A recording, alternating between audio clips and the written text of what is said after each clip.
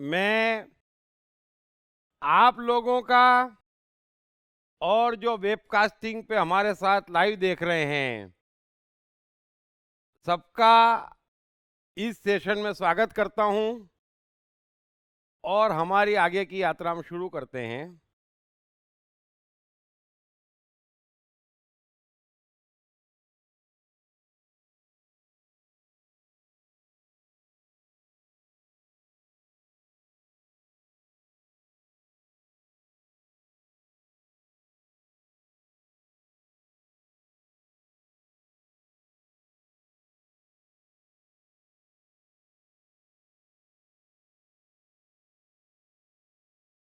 वजह चाहे जो हो, पर हमारी यह अष्टावक्र गीता कुछ स्लो जा रही है, लेकिन ऑटोमेशन है ना। एक्सीलरेटर हमारे हाथ में नहीं है, तो मैं कुछ कर नहीं पा रहा हूं।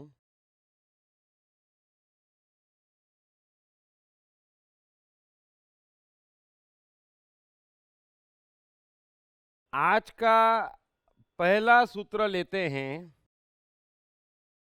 जनक कह रहे हैं कि यह शरीर स्वर्ग, नरक, बंध, मोक्ष व भय सब कुछ कल्पना मात्र ही है। उससे मुझ चैतन्य आत्मा का क्या प्रयोजन? उससे मुझ चैतन्य आत्मा का क्या प्रयोजन? यह शरीर, ये स्वर्ग, नर्क, बंध, मोक्ष, भय, जनक कह रहे हैं कि ये सब कल्पना मात्र है। उससे मुझ आत्मा का क्या प्रयोजन?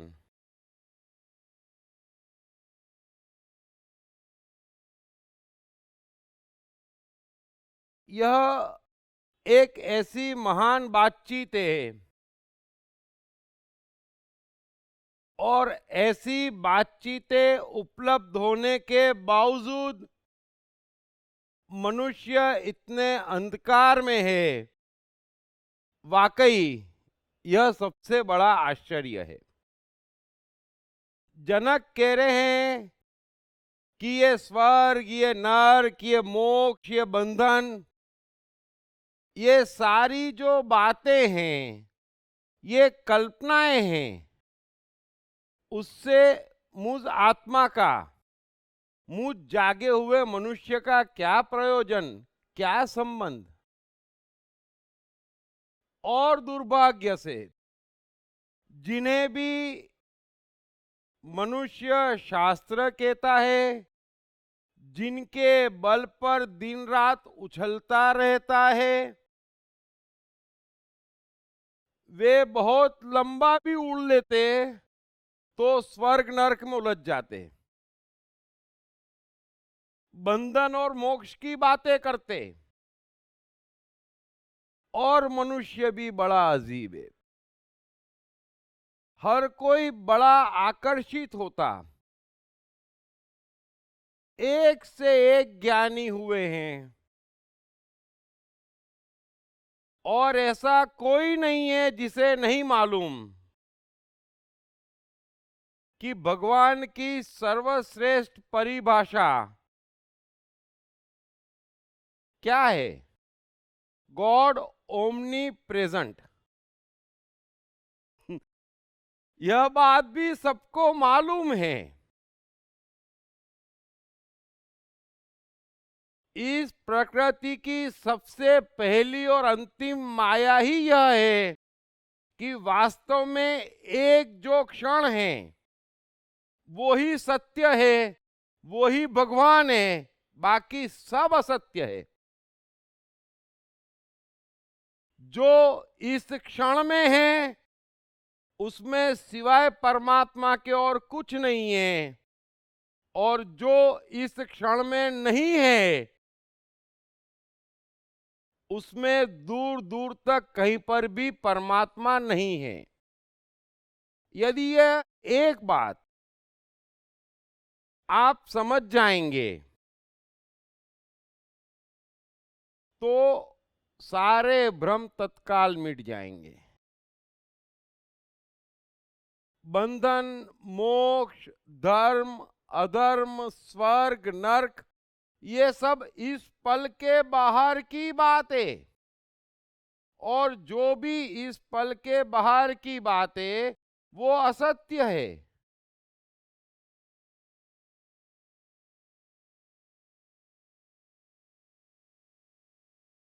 जो इस पल में है वो एकमात्र सत्य है।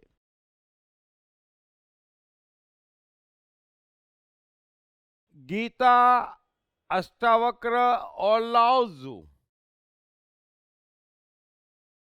के पूरे ज्ञान का बेस ही यह है कि कर्म और फल हाथों हाथ है, अगले पल की बात नहीं है।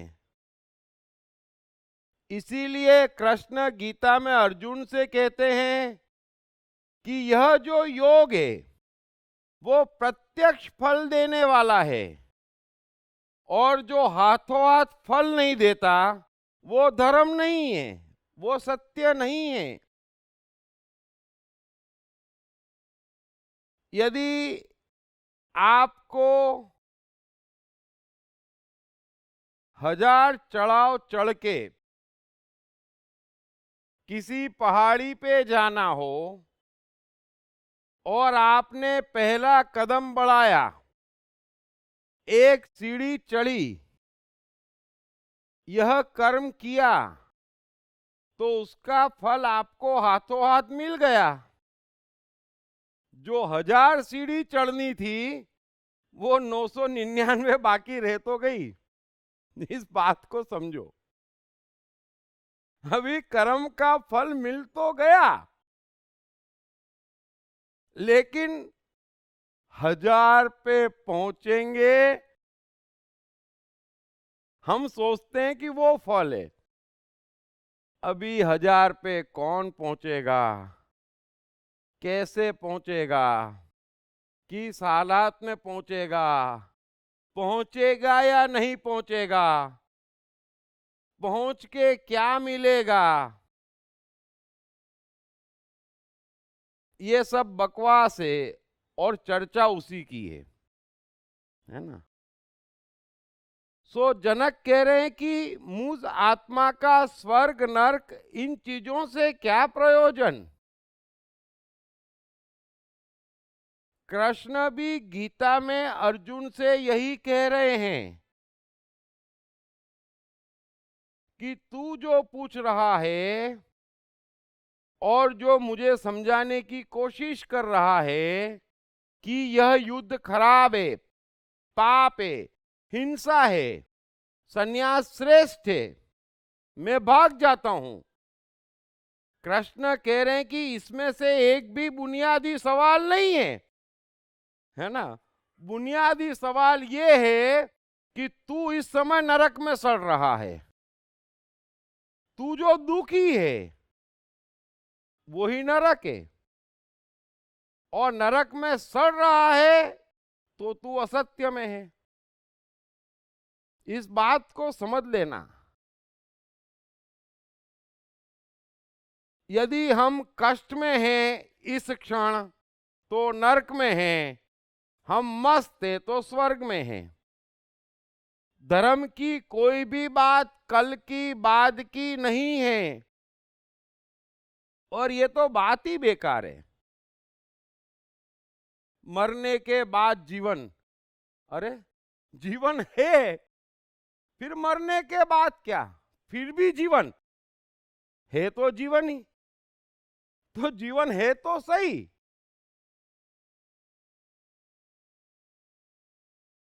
सो अपने को जो जितना इस क्षण में लाएगा वो उतना जागेगा, क्योंकि जो भी है वो एक पल है, और इस पल में आप जो कुछ भी कर रहे हैं उसका फल आपको हाथों हाथ मिल रहा है। पढ़िए बेस्ट सेलिंग लेखक दीप त्रिवेदी की नई किताब साइकोलॉजी ऑफ कंफ्यूजन, कंफ्यूजन से क्लैरिटी तक की यात्रा। ये किताब अंग्रेजी, हिंदी और गुजराती में सभी प्रमुख बुक स्टोर्स और ई-कॉमर्स साइट्स पर उपलब्ध है। आगे जनक कह रहे हैं कि आश्चर्य है, अब मुझे जन समूह में भी द्वैत दिखाई नहीं देता है। यह अरण्यवत हो गया है, तो फिर मैं किससे प्रेम करूं?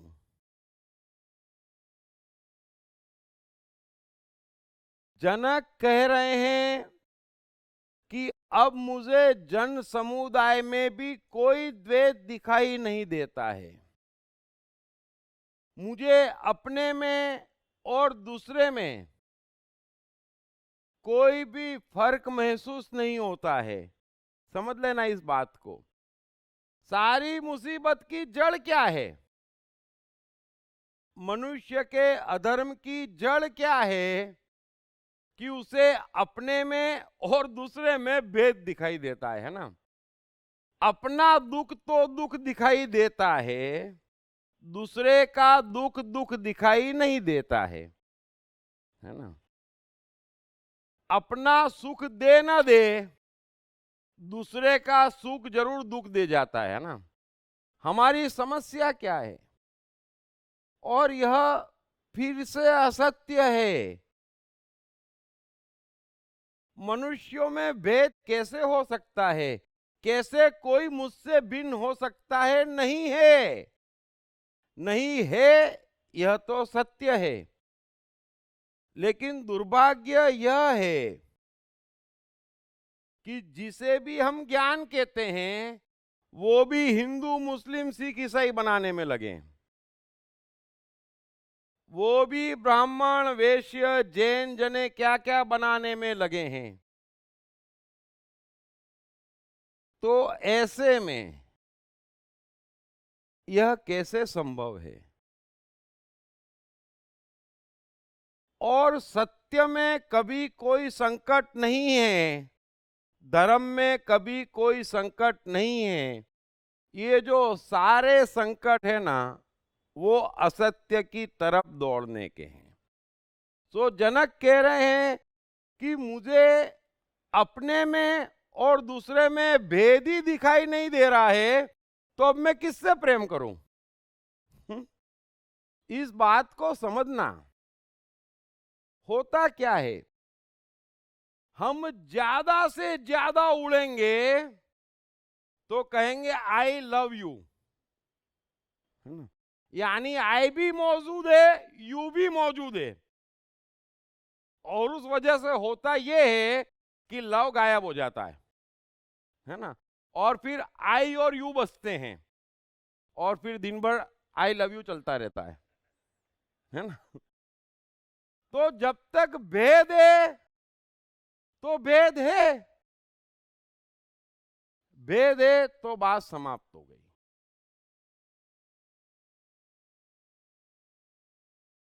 अब ये सीधा सीधा सत्य है, होना चाहिए, इसमें मजा है।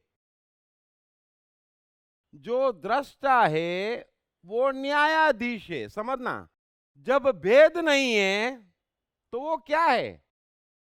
वो न्याय करेगा, वो अपना पक्ष भी नहीं लेगा, तो किसी और के पक्ष लेने का सवाल ही नहीं है। ये प्रकृति क्या है? ये प्रकृति न्यायाधीश है ना।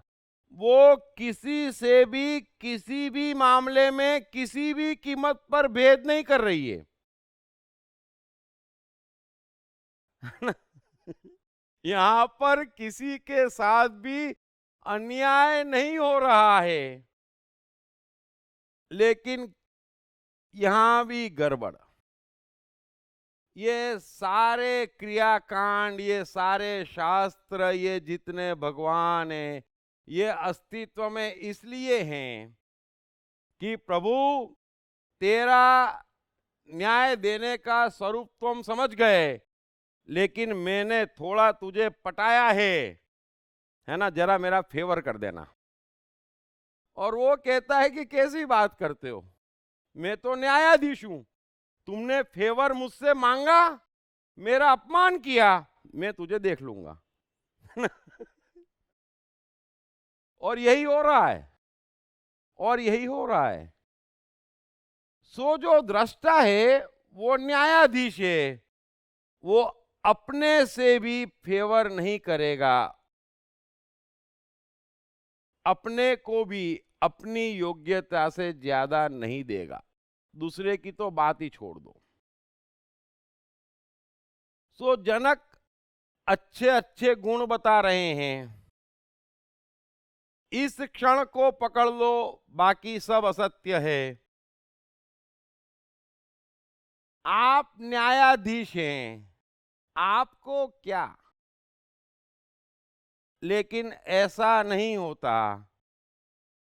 24 घंटे देखना, आप प्रेम किसको कहते हैं, जिसे आप फेवर करना चाहते हैं ना, उसी को प्रेम कहते हैं। और तो किसी प्रेम को यहां कोई जानता नहीं है।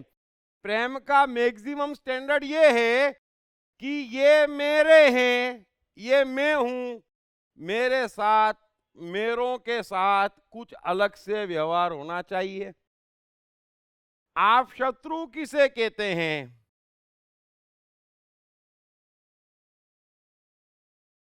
जो भले ही डिजर्व करता हो, उसे बर्बाद होना चाहिए बस। लेकिन न्याय की बात नहीं करते, कोई भी यहां पर न्याय की बात नहीं कर रहा है।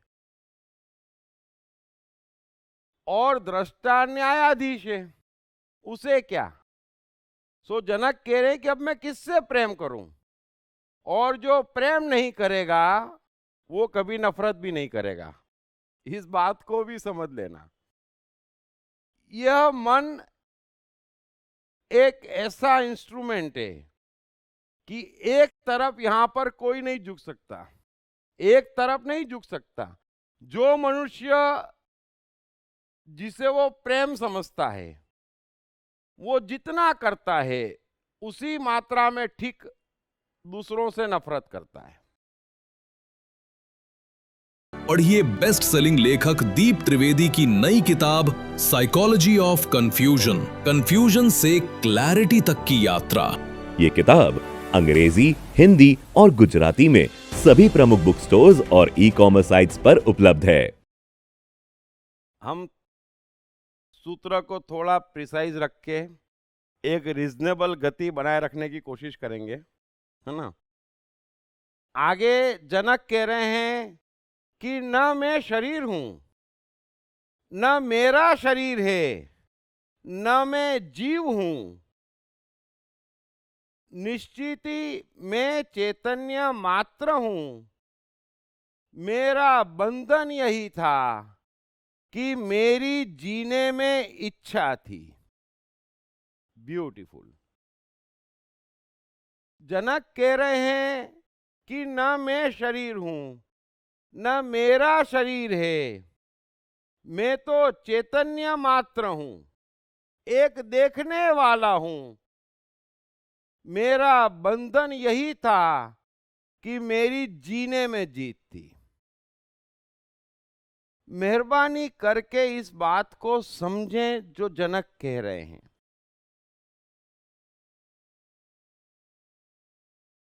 जैसे पृथ्वी अपने आप घूम रही है, ऑटोमेशन है, सूर्य रोशनी दे रहा है, हवाएं बह रही है, वैसे ही हमारा जीवन भी उसी एक एनर्जी द्वारा चल रहा है, ऑटोमेटिक।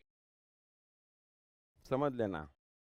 और दृष्टा का अर्थ इतना ही है कि मैंने जान लिया कि सब कुछ ऑटोमेटिक है।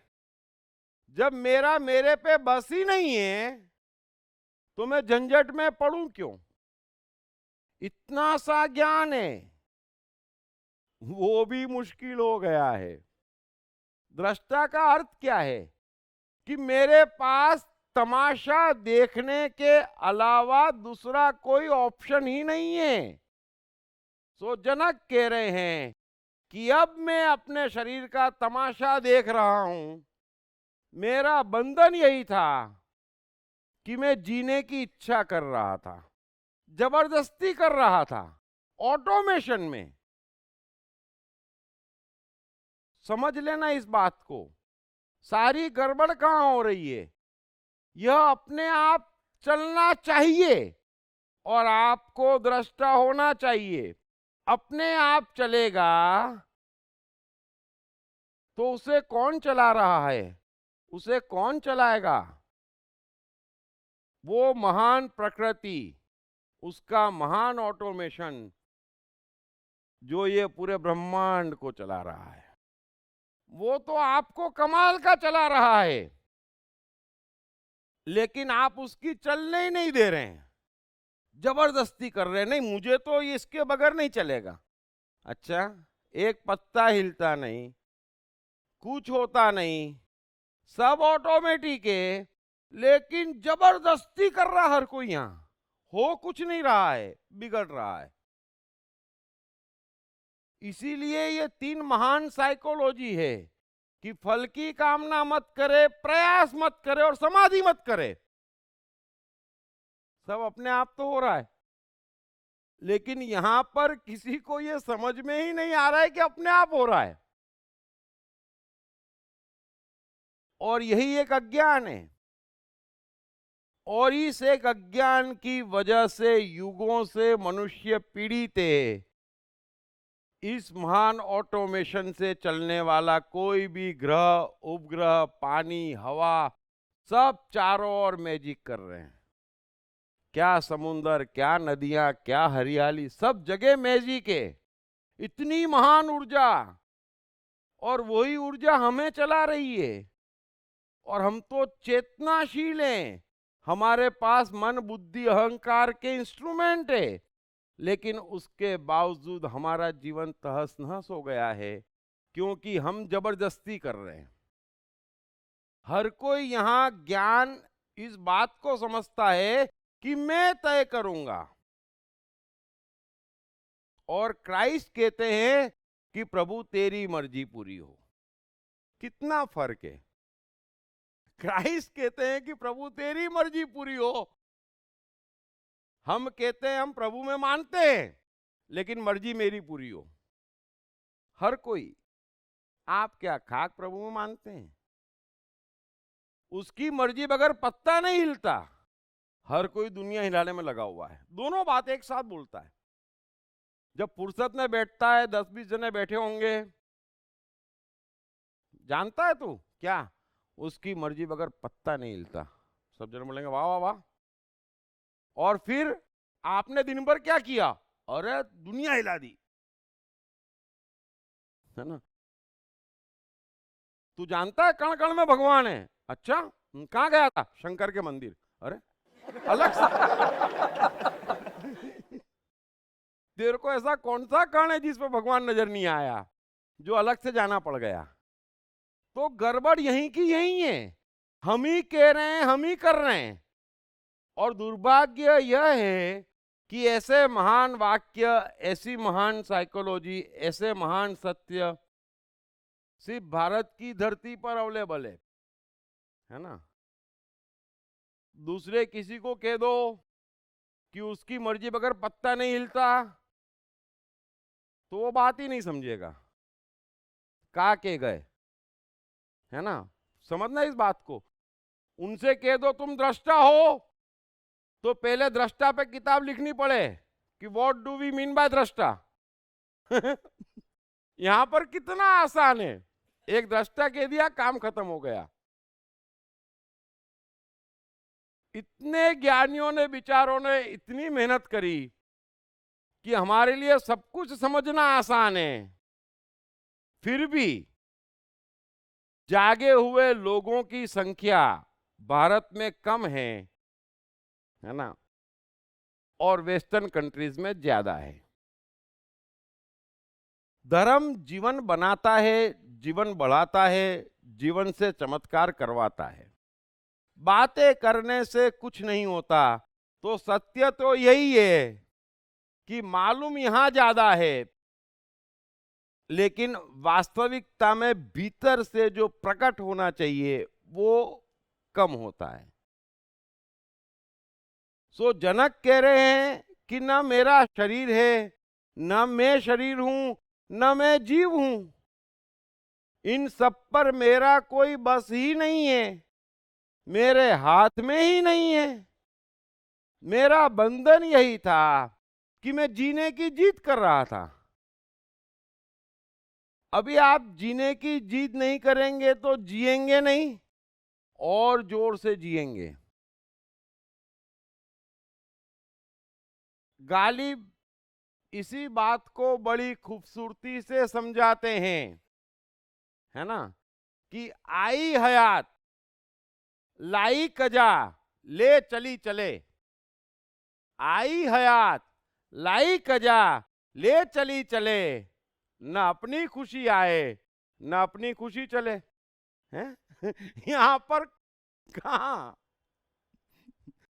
अरे उसकी खुशी आए। कोई यहां प्लानिंग करके सोच के, है ना, मुहूर्त देख के नहीं निकला है। जो पैदा होने के बाद ये सब करे चले जा रहे हो, और कोई प्लानिंग करके मरने वाला नहीं है। न अपनी खुशी आए न अपनी खुशी गए। दो महान घटनाएं आपके सामने हैं जो आपकी खुशी से नहीं हो रही है, तो बीच में सब कुछ आपकी मर्जी से कैसे हो जाए। फिर भी उस कोशिश में लगे हैं, फिर भी उस कोशिश में लगे हैं। ये तो वो धरती है कि यहाँ के संगीतकार भी धर्म के महान सूत्र दे जाते, कवि तो दे ही जाते, शायर तो दे ही जाते। और शायरों ने जो कहा है, कई बार तो ऐसा लगता है कि इन्होंने गीता को भी फीका कर दिया। ऐसे कमाल, ऐसे कमाल। लेकिन हम भी सुनते हैं, कहते हैं प्रभु ने दो कान दिए हैं, हमको उसका उपयोग आता। वरना कबीर के दोहे, गालिब, साहिर, अरे अनगिनत। इन शायरों ने तो जो डुबकी लगाई है परमात्मा में, और जो निकला है भीतर से, कमाल कमाल और कमाल। पढ़िए बेस्ट सेलिंग लेखक दीप त्रिवेदी की नई किताब साइकोलॉजी ऑफ कंफ्यूजन, कंफ्यूजन से क्लैरिटी तक की यात्रा। ये किताब अंग्रेजी, हिंदी और गुजराती में सभी प्रमुख बुक स्टोर्स और ई-कॉमर्स साइट्स पर उपलब्ध है। आगे जनक कह रहे हैं, आश्चर्य कि अनंत समुद्र रूप मुझ में चित रूपी हवा के उठने पर शीघ्र ही विचित्र जगत रूपी तरंगे पैदा होती है, और अनंत महासागर रूप मुझ में चित रूप वायु के शांत होने पर जीव रूप व्यापारी के अभाग्य से जगत रूपी नौका नाश को प्राप्त होती है। ब्यूटीफुल।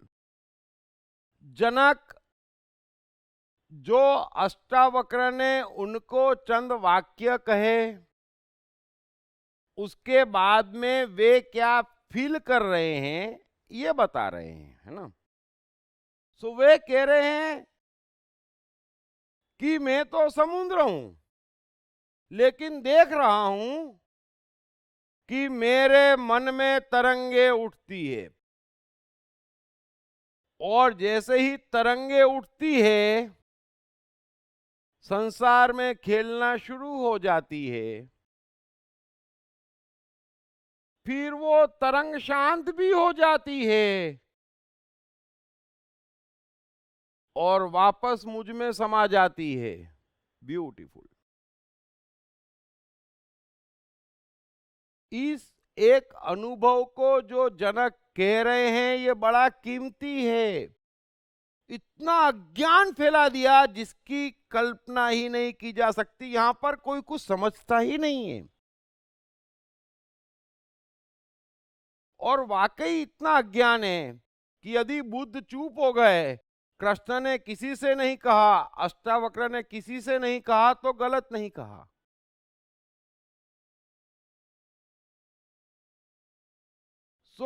यह एक बात मैं फिर दोहरा देता हूं। जनक कह रहे हैं कि मैं देख रहा हूं कि मेरे चित्त में तरंगे उठती है और वो संसार में खेलती है, फिर वो तरंग शांत हो जाती है और वापस मुझ में समा जाती है, और जैसे ही समा जाती है वो जो संसार उभरा था वो भी लीन हो जाता है।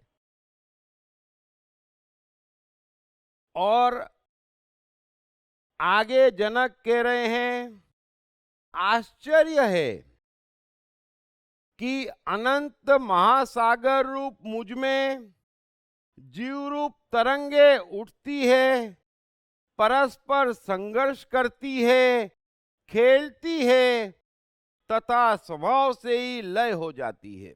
ब्यूटीफुल। यह जो पिछले 3 श्लोक जनक ने कहे, यह अच्छे से समझ लेना। दृष्टा हो गए तो क्या फील होता है? जनक कह रहे हैं कि मेरे मन में जात जात की तरंगे उठती है। सबसे पहली बात समझ लेना, इतना अज्ञान भरा है और हवा में बातें करी है। और यही दुख गीता में कृष्ण ने व्यक्त किया है कि ज्ञानियों को चाहिए कि वे चुप रहें, बस अज्ञानियों की बुद्धि में भ्रम पैदा ना करें। कृष्ण ने एक ही जगह बोला, वाकई बड़े दुख की बात है। और जिनको भी आप ज्ञानी कहते हैं सब गलत रास्ते हैं, अधिकांश। इसीलिए मैं इन 3 की बात करता हूं। मन मारो, अच्छा अहंकार मारो, अरे कोई मार के तो बताए। इसीलिए गीता में कृष्ण को बार बार कहना पड़ता है कि मैं कहां हूं अर्जुन, सुन। मैं पृथ्वी, चांद, हवा, सूर्य ही नहीं, मैं जीवन ही नहीं, अरे मन, बुद्धि, अहंकार, काम सब में हूं। ऐसा कैसे हो सकता है? ये मेरा इंस्ट्रूमेंट है, इसमें से कुछ भी चीज गायब होने वाली नहीं है। इस बात को समझ लेना। इसीलिए मैं बार बार कहता हूं कि संसारी ज्यादा धार्मिक है, और वो धार्मिक है और एक नहीं 1000 कारणों से सिद्ध होता है। लेकिन जो यहां पर भी धर्म का जितना अनुष्ठान कर रहा है वो उतना ही गलत रास्ते पर जा रहा है। और ये जो बातें कर रहे हैं, 24 घंटे उपद्रव कर रहे हैं, इनकी तरफ तो परमात्मा ने देखना ही बंद कर दिया है। और मैं पूरे यकीन से कह रहा हूं, मैं जानता हूं कि इनकी तरफ तो अगले हजारों जन्मों देखने वाला नहीं है। इस बात को समझना।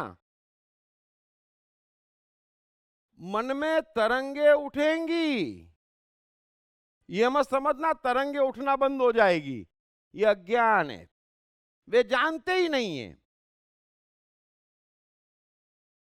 इसलिए जानकारों में भी इक्का दुक्का जानकार हैं। इसीलिए मैं इन तीनों ग्रंथों की वकालत करता हूं, चाहता हूं कि इसको पढ़ो, समझो, वरना सत्य मिलेगा नहीं, भटक जाओगे। गीता के एक एक सूत्र में कृष्ण कितनी कोशिश कर रहे हैं कि पाप भाव मिटा। यह नहीं होने वाला, यह नहीं होने वाला। और एक चीज और कह दूं, मैं बार बार इस धरती की बात कर रहा हूं। 99% ज्ञानी इस धरती पर पैदा हुए हैं, न उनके नाम जानता कोई, न उनका कोई इतिहास है। लेकिन उनके वाक्य हमें उपलब्ध है जिससे समझ में आ जाता है। मैं जितना भी बोलता और लिखता हूं, सत्य को छोड़ता नहीं हूं, इसलिए कुछ ना कुछ फायदा ही होगा। आप लोगों की बात नहीं कर रहा हूं, जो जहां जब सुनेगा पढ़ेगा उसमें परिवर्तन आएगा।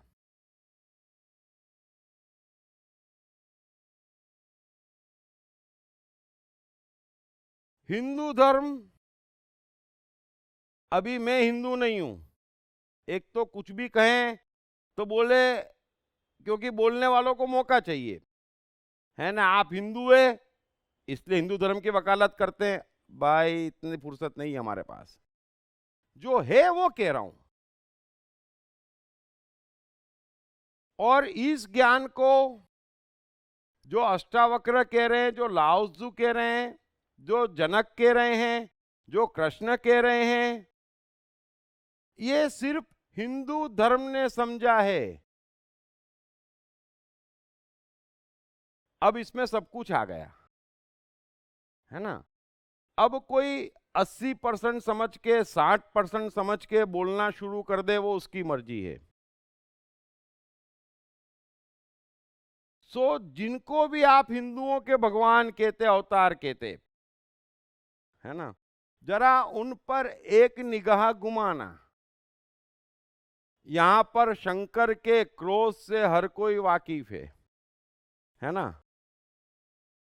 शंकर के नृत्य, तांडव नृत्य से भी हर कोई वाकिफ है। उनके भांग पीने के शौक से भी हर कोई वाकिफ है, और किसी को कहीं बाधा नहीं है ना। क्योंकि दृष्टा का अर्थ इतना सा है, समझ लेना, कि अब जो ऑटोमेशन करवाए वो महान ज्ञानी है। और जितना पुराना ये ऑटोमेशन है, उतना ही पुराना हर मनुष्य का मन है। इस सत्य को भी कोई जानता नहीं है। यहां पर सब कुछ एक साथ पैदा हो गया है। विज्ञान भी बहुत कम जानता है, दुर्भाग्य ये है। गीता, लाओ त्सु और अष्टावक्र में ही रहस्य खुलते हैं, और अष्टावक्र सीधा सत्य है, सो हमारे जीवन के सत्य खुलते।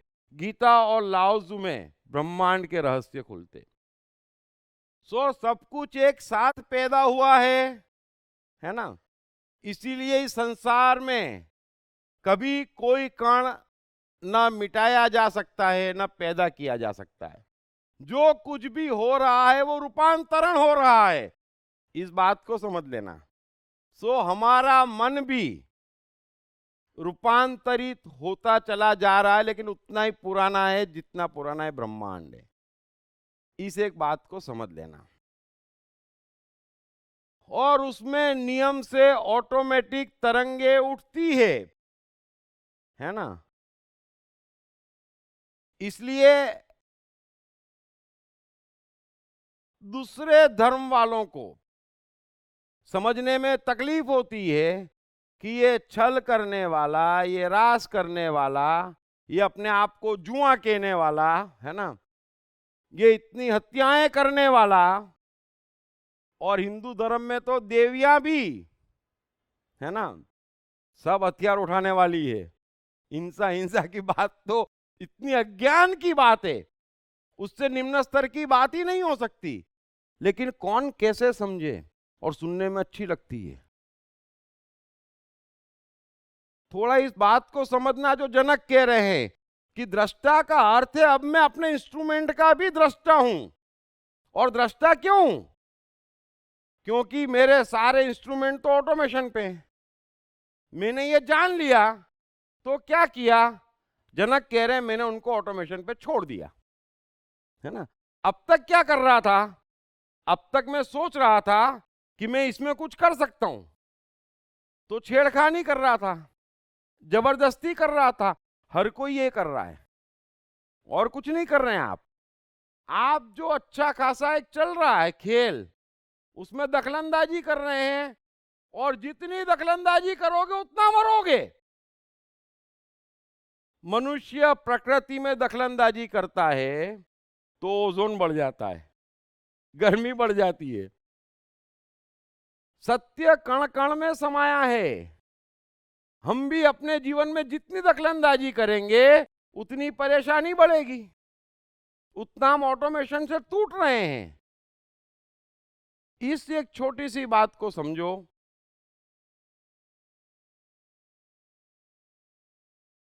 सो जबरदस्ती करना मैंने छोड़ दी।